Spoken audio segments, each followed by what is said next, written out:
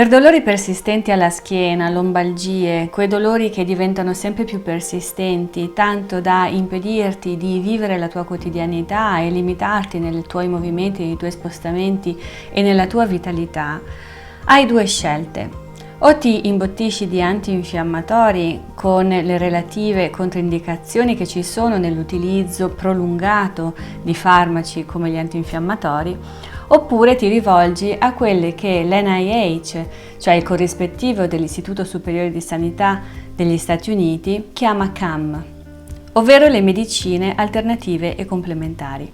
Ma vediamo cosa dice la scienza.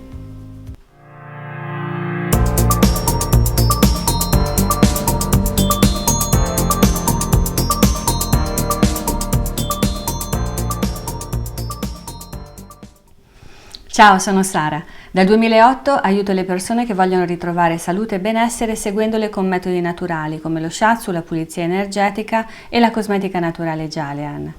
Se ti iscrivi al mio canale YouTube o mi segui sulla mia pagina Facebook potrai avere molte informazioni in video settimanali relative a queste discipline che possono essere utili per te.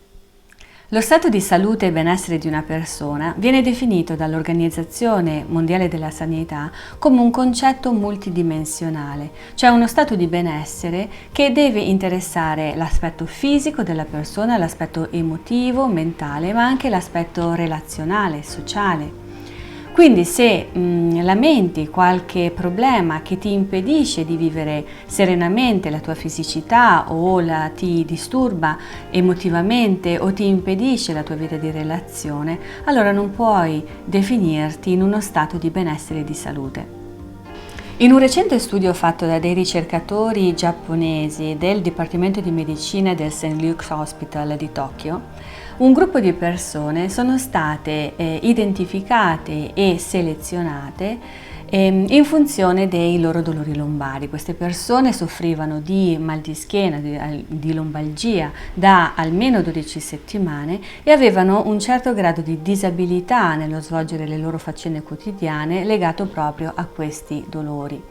Queste persone quindi sono state divise in due gruppi, un gruppo di controllo che sarebbe stato seguito dai ricercatori per 8 settimane semplicemente con l'assunzione di antinfiammatori, mentre un secondo gruppo sperimentale di 30 persone era stato selezionato per ricevere gli antinfiammatori, ma ricevere anche nelle prime 4 settimane un trattamento a settimana di shiatsu.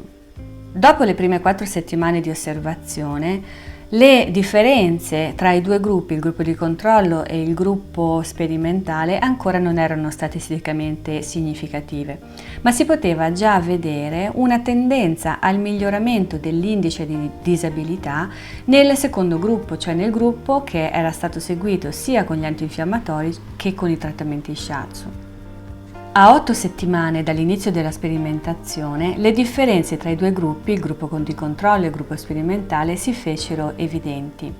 In particolare nel gruppo sperimentale, dove le persone erano state seguite con i 4 trattamenti shiatsu più gli antinfiammatori fino all'8ª settimana, il dolore percepito era nettamente inferiore e le persone mostravano anche un inferiore indice di disabilità, cioè erano più capaci di gestire liberamente la loro quotidianità.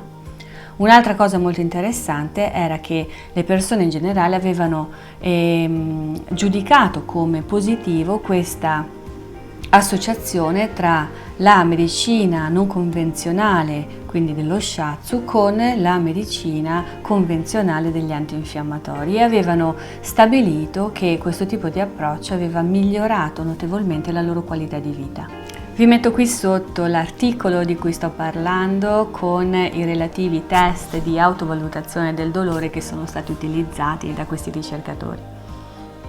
Come operatrice shiatsu sono sicuramente contenta dei risultati ottenuti da questi ricercatori e posso sottoscriverli per quanto riguarda la mia esperienza.